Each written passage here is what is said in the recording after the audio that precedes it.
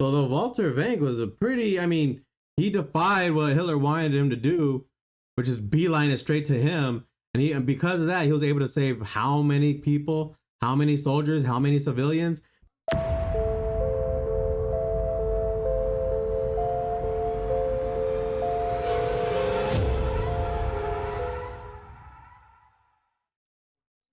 Hey, what's going on, all you beautiful people who decided to stop in today? I am back with another reaction video, and happy Spooktober. I don't know why I'm barely saying it. It's already the 13th, so it doesn't really matter. But hope you guys are having a great Sunday. Today we are going to be doing the history portion behind Sabaton's Hearts of Iron. And I'm kind of finding it interesting that a lot of comments are saying that they like the history portion of this. I don't know what it's going to be about. It's only 13 minutes long, so it's going to be really short actually compared to the usuals. But I do have my pen over here. Oh, actually, I'm missing my pen. Here's my pen. Oh, look at the thumbnail. Oh, the children. God, he's using the children, of course. And look at him smiling, jackass. Yeah, but when it came to him to fight, what happened? What happened? He took a pill. Couldn't even shoot himself. Man, whatever. Anyways, there's gonna be Hearts of Iron, the Battle of Berlin. And apparently, oh, I forgot to do, dang it. The other one that I did has a part 2. I gotta react to that one too. Ooh, I'm falling behind. Not good. Not good at all. I'll do it. Don't worry about it. I will do it. I'm gonna release this one on Sunday. Then I'm gonna do the Falklands War on Tuesday. Then I'll do that part 2 for the other song on Thursday. See, it all works according to plan. So anyways, I'm gonna go ahead and shut up so we can go ahead and hop right into this bad boy. Thank you to all my Patreon supporters. I really do appreciate you guys standing by my side, helping to support my channel. I mean, there's not much I can really say to like symbolize how much like gratitude I have. Like, thank you sometimes just doesn't sound enough, but don't worry, I am working on something. But yeah, I'm gonna go ahead and shut up so we can just hop right on in. Right now, Paris is gonna tell you about the song. Actually, I don't know where my headphones are. I think I left them in the living room. So hopefully the sound isn't gonna be too off, since I'm recording just off of the laptop. It shouldn't. I don't think so. I mean, I don't know. We'll see. Dang. Okay. I'm in Sabaton, and this is Sabaton. Actually, no, hold on. There we go. Sorry, I just don't trust the laptop audio going to the microphone, and I don't know if it's gonna sound all scratchy or not. So, like I said, shut up, Jay. Hop right on in. I'm Indy Nidell. I'm Per from Sabaton, and this is Sabaton History.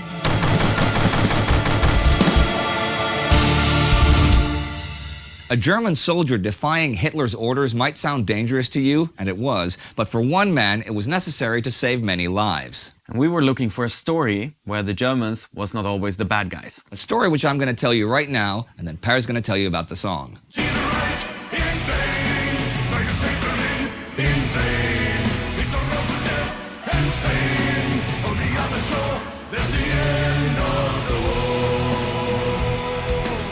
From the beginning of the Soviet Union's final World War II offensive towards Berlin on April 16, 1945, the situation on the Eastern Front had deteriorated rapidly for the Germans. By the 22nd, Soviet Tank Corps spearheads were already starting to surround Berlin from the north and the south. With the encirclement of Berlin soon at hand, German high command from the bunkers under the city center were calling for immediate assistance. The 12th Army, under General of the Panzer Oh, we gotta write these guys' names down. So 1982, he lived a ripe old age. Immediate assistance. The 12th Army, under General of the Panzertruppe Walter Wenck, had just retreated east of the Elbe at this point, fighting a losing battle against the American advance from the west. Now beyond the river, they could make a stand while providing a tactical reserve against that advance. But the Führer's orders changed their enemies. Now, Wenck's 12th was ordered to strike to the east, into the Soviet flanks, and to relieve Berlin. However, what was called an army, a corps, or even a detachment this late in the war was often nothing more than a mixed group of veterans, stragglers, wounded, and conscripted youngsters and middle-aged, and even very young, man. Stragglers, wounded, and They look but what? This guy, well, definitely this one, man, looks extremely young. He looks kind of older, more distinguished gentleman here. Dang. conscripted youngsters and middle-aged and even old men. Wenck's 12th had a large group of basically kids from the Hitler Youth, young men Captured members of Hitler's Youth. Wow, look at that, man. They're like, what, 12? If that, maybe? who hadn't finished school, and they were now tasked with taking on Russian tanks. According to General Feldmarschall Wilhelm Keitel, with taking on Russian tanks. According to General Feldmarschall Wilhelm Keitel, they were to unite with additional Panzer Corps, Tank Corps, under General Felix Steiner to the north, while the trapped 9th Army would make a break to the west and join them. Together, they were to relieve the capital from the Soviets, who had over 1 million men advancing. It was a plan, at least, but one that only existed on paper. Wenck's army had only recently been reorganized with men from all branches that could still fight. That was the only requirement. But even this late in the war, the German army was still able and reliable, and they still had fight in them even in a futile battle. The army's diaries of this day read, "No deserters, no prisoners, no missing." But how much of that was also drilled into them too, out of pure fear? I've said in other videos too, but you did not retreat if you're in the Hitler's army. Because I mean, what he would do to you would probably be worse than what the enemy would do to you if you were captured. Seems like nothing's been achieved. Just to walk a day, go all the way. The fronts are closing in as the end is drawing near. The 12th Army interfere. Open up a route, get people out. Its forces spread out there. The 12th Army was heading to Berlin. They had only a few vehicles and tanks, mostly mobile assault guns, and little fuel, so the men had to make the 150 kilometers to Berlin on foot. Dang. By the 25th, they had reached the outskirts of Berlin, but the situation had worsened dramatically. The Soviets were already south of Potsdam and east of Brandenburg an der Havel, west of Berlin. The surrounding of the capital was nearly complete, and the Soviet forces were much stronger than anticipated. While examining his maps, General Wenck hesitated. Was relieving Berlin even possible at this point? In talks with Keitel, though, the orders from the bunkers under Berlin were clear. Get the Fuhrer out. His destiny is Germany's destiny. Only you, Wenck, only you have the power to save Germany now. So Wenck went to work. The only chance to relieve Berlin at this stage was An impossible task, man. Like they said, the soldiers just doing orders, and he's tasked with something damn near impossible, and he's still giving it a go. He's not. Hitler's about to be surrounded and captured. He could just be like, you know what? Forget it. I'm done. I'm out. I'm done with the war. It's about to be over anyways. I'm good. But he's still trying to fight, man. Still trying to find a way to succeed where it looks like it's not even possible. Wenck went to work. The only chance to relieve Berlin at this stage was to split his troops towards the north and south and relieve as many of the defending German forces around Berlin as possible so they could make up a small reserve for an attack towards Berlin itself. This would maybe destroy enough Soviet forces or just hold them back enough to give Berlin some breathing space and for civilian refugees to escape the city. But even that would only be temporary. But Keitel rejected this plan. Berlin itself had highest priority. A push toward the Fuhrer must be done immediately, and that's it. Well, Wenck knew that this would quickly be the suicide of his army, and he realized that German high command had totally lost touch with the situation and the reality of the war. Steiner's tanks in the north were already being pushed back, and the 9th was fighting for its life. In this situation, Wenck chose not to follow the direct orders from Adolf Hitler himself. Instead, he, quote, had to follow the guideline of his conscience. Finally. Saving Berlin was impossible. The only thing his army could maybe achieve was getting as many people away from the Soviet advance as possible. By attacking towards Potsdam, he would relieve the encircled garrison there. And by creating a corridor from there towards Berlin, they'd be able to let refugees flee the city. Okay. Well, nice. Okay, because they are severely outnumbered. They needed every troop they can muster. A corridor from there towards Berlin, they'd be able to let refugees flee the city. An attack to the south would give the 9th Army a chance to join their lines. Wenck called this his Rettungswerk, pretty much his rescue mission. Only on this would he gamble the lives of his young soldiers. In the early That explains the Latin part in the song, huh? A rescue mission, pretty much.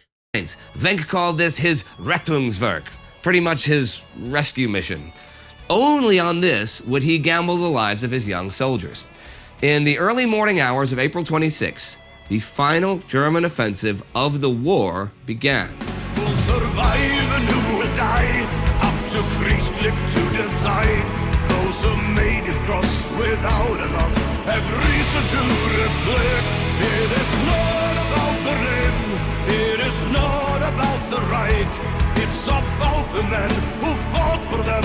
What peace can they expect? Elements of the 12th Army made their way northeast. The key to their advance was the infantry division Hutten, hardcore veterans who had just days before recaptured Wittenberg from the Soviets and held off overwhelming forces for days. Now they were the wedge that drove into the Soviet positions with artillery and tank hunters. The Soviets were totally caught off guard by the attack, and by midday, the 12th Army had advanced 18 kilometers toward the city of Bielitz. On Hutten's flank were the elite Scharnhorst Grenadiers, who pushed down the Autobahn through the night, throwing themselves against the tenacious Soviet defense. House-to-house fighting against superior heavy tanks was vicious and costly, and they often had to resort to close-range attacks with Panzerfausts, single-shot anti-tank guns. They went days without sleep or sufficient food, while the Soviets were constantly reinforced, but despite heavy casualties, they made progress towards Berlin. That seems almost impossible to do. Kudos to the fight and the men, you know, not giving up. That second, I don't even call it a second win, because they went, he said days without, I mean, when your life is on the line and your country's about to go in ruin, I guess it's kind of like an adrenaline hit that could, I guess, last over a couple of days. They're probably exhausted, hungry, you know, starving, of course, dirtied, probably got some infections from wounds, and they're still going on, man. That's incredible. The fight in the dog is impressive. Superior heavy tanks was vicious and costly, and they often had to resort to close-range attacks with Panzerfausts, single-shot anti-tank guns. They went days without sleep or sufficient food, while the Soviets were constantly reinforced, but despite heavy casualties, they made progress towards Berlin. By May 1st, the 9th Army had managed to use the momentum of the 12th and break out of their encirclement. Spirits rose as the exhausted soldiers of the 9th and the hundreds of civilians with them joined the 12th.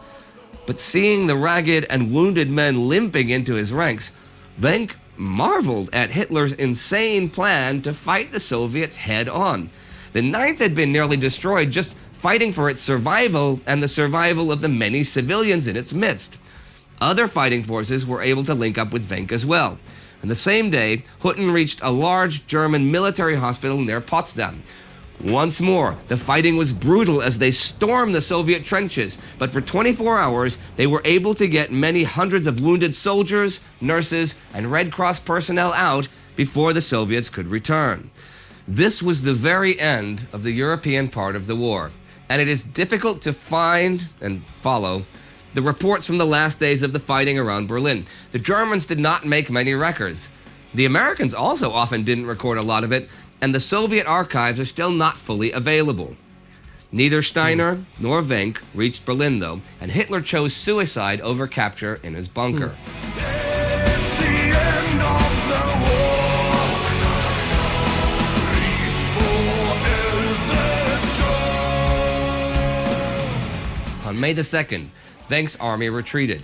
It would protect the refugees and bring them across the Elbe and into American custody. Day and night they marched, avoiding contact with the enemy from the east as long as possible. And I did say that in the original video before, that you wanted to avoid the Russians. Then people in the comment section were saying, well, yeah, because the Russians didn't play like that, you know. They're definitely gonna, I think they committed some atrocities as well towards the end of the war, like, you know, raping and all that. I'm not gonna say the Americans or the allies didn't do it as well, because I don't know. Most likely they did in war, but I don't know to the extent and how much, because I'm pretty sure it's shunned upon in the army, whereas the Russians probably didn't care to an extent, you know, like they're not gonna nail the soldiers down or, like, you know, punish them for the crimes that they committed. Ooh, that must have been terrifying to be, even the thought of being captured by the Russians. They marched, avoiding contact with the enemy from the east as long as possible. Soviet pursuit, though, was initially weak, as they were concentrating on taking Berlin. On the 3rd, Wenck made contact with American General William Simpson of the 102nd U.S. Infantry Division of the 9th U.S. Army near Tangermunde. Now, the Allies had agreed among themselves that either the German army would capitulate as a whole or that small groups could capitulate to them individually via their commanding officers. But there was a hitch. This partial capitulation could only happen to the opponent they're actually engaged with, which for Wenck was the Soviets. To surrender to the Americans, Wenck technically would have to attack them and then surrender. Well, the Americans simply kept silent in regard to the surrender proposal. They did not fire on the advancing Germans either, in violation of the Allied contract. Still, General Simpson let the wounded cross the river, but only with just enough medical supplies for them. Same with Wenck's soldiers and their personal provisions, but he would not allow civilians to cross.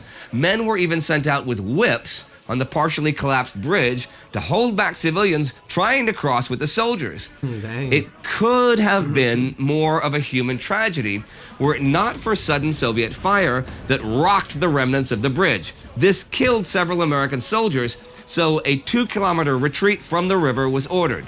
This allowed civilians to cross the river. Wenck's army soon had to fight the Soviets, though, who had renewed their attacks once they realized what was going on. With each break in the lines, Wenck had to order young men to their deaths to recapture and hold positions for just an hour or two so that others could live. It was a final act of self-sacrifice in a war that was essentially over. As the last German grenades were shot, the last artillery pieces and the last tanks were blown up, and then the last German soldiers, among them General Walter Wenck himself, crossed the river and entered American captivity. In the end, thousands of soldiers, civilians, nurses, women, children, and the elderly were saved from the fall of Berlin. As an end note here, on the 8th of May, as the very end came, And if it was up to Hitler and his plans had actually been carried through, the men, the soldiers that were actually, trying to save all the civilians and such would have perished in a needless battle and a needless attack against the Russians. So it just goes to show you, even towards the end, Hitler just wanted to be saved for himself. He didn't care about his people, really. He just wanted himself to be saved.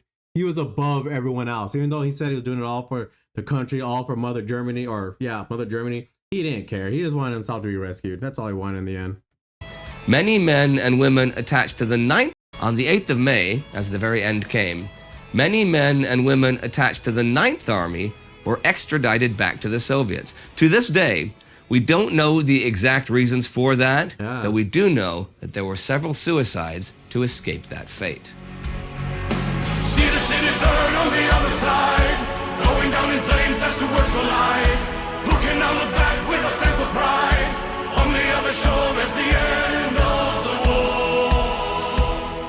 Now, you said that this song was inspired by a video game. Can you dig into that a yeah, little? there's a game called Hearts of Iron. Right. So, and we have a song called Hearts of Iron. So there's obviously a connection there. Right. So many years ago, when we had a concert in Stockholm, we were approached at an after party by people from this Swedish development studio of games called Paradox. Right. And some of the guys came and they said, They worked on a game that I like.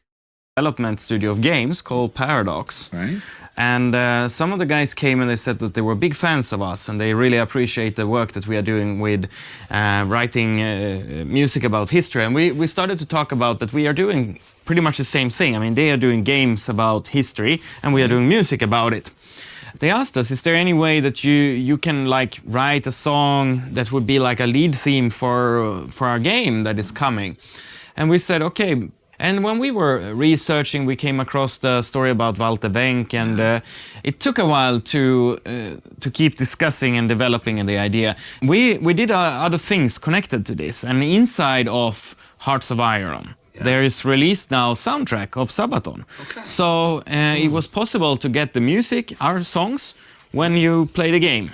It's pretty funny actually today, but a lot of our fans in China discovered Sabaton through the game Hearts of Iron. Okay. When we speak sometimes with developers of games, they often talk about how important music is. I know Par is working on a video game too. Recently I seen him put up a post saying that think he's accepting donations. That the game's almost. And I think he showed a little snippet of how the game looks. It looks pretty cool. It's pretty interesting. In China, discovered Sabaton through the game Hearts of Iron. When we speak sometimes with developers of games, they often talk about how important music is inside of that. Game, sure. And it's pretty funny because for a lot of people today, music is not important anymore. I mean, you see the whole industry of music taking a big tough hit, and people are not as willing to pay for music as they used to be.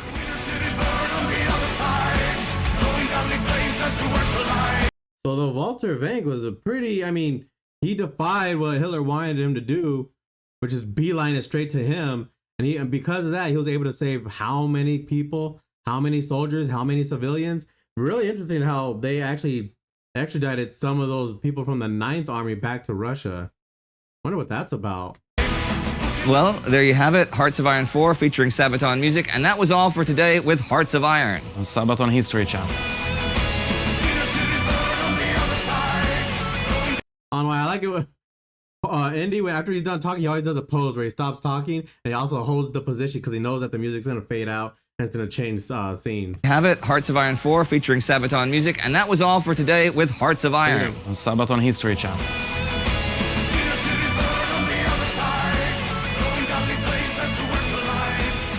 All right, thanks for watching, and don't forget to subscribe to the Sabaton History channel, check out Indy's other channels, and support us. Wow, okay.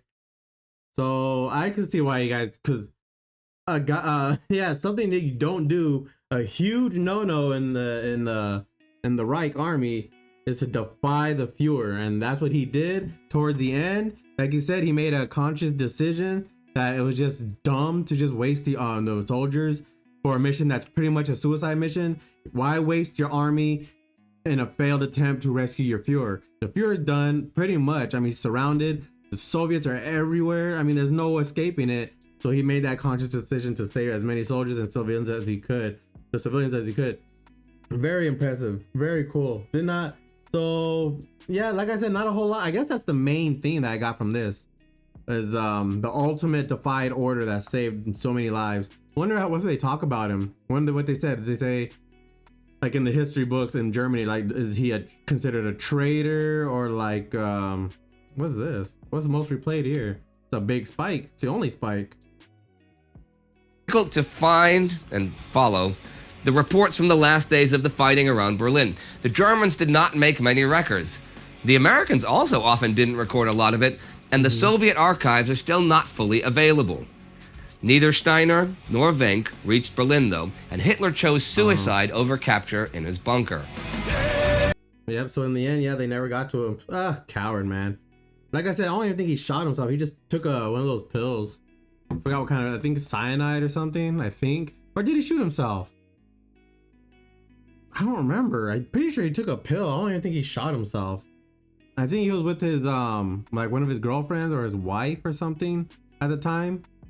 And his kids weren't there. I don't believe either. Wow, that is pretty impressive. It's a story of I would call him. Well, I mean, during that time for his people, I would consider, you know, Walter Wenck a hero because he did something that you weren't supposed to do. And he could have gotten it from the army. You know, they could have said you defied the Fuhrer, and then I mean, who knows what could have happened. But he said, you know what? Nah, this is dumb. It's just pointless. Let's just do this. Rescue operation, rescue mission. Hey man, can't knock him. Kudos to this guy. So dang, they said they don't know why certain soldiers or civilians from the 9th Army, when they linked up with the 12th Army, how come they were extradited to the Russians, to the Soviets? Dang. So if you guys don't know, well, maybe you guys know, or maybe you guys have some, you know, some thoughts on the matter, because I didn't really get nothing from him. He just kind of just said we don't know why, and he just left it at that. If you guys have a possible little gem of knowledge about, or maybe your own conclusions as to why, please let me know in the comment section. Hope you guys enjoyed the reaction. I certainly enjoyed the video. World War II is always fascinating to me, and the fact that there was still some heroism towards the end from Germany themselves, because you gotta remember, and I've seen some comments in the comment section too regarding Hearts of Iron, how some soldiers, I can't say they're to blame, they're just following orders. I mean, what are you gonna do? Say no to Hitler and then die? I mean, it's noble to say, oh, I'm gonna die for, you know, my for my morals. But at the end of the day, ain't nobody want to die. And they don't just go after the soldiers either. They go after families and friends, you know, just to put the fear to like, hey, no, do this. So, I mean, I don't know. Towards the end, I guess they would have been scared crapless about facing the I don't know why I'm doing this for. About facing the justice, facing, you know, the music. I can only imagine. I really like this one. Like I said, stay safe out there, stay blessed. Tell somebody you love them while you still can, because you never know when you'll be able to do it the next time. And of course, I will catch you guys in the next one.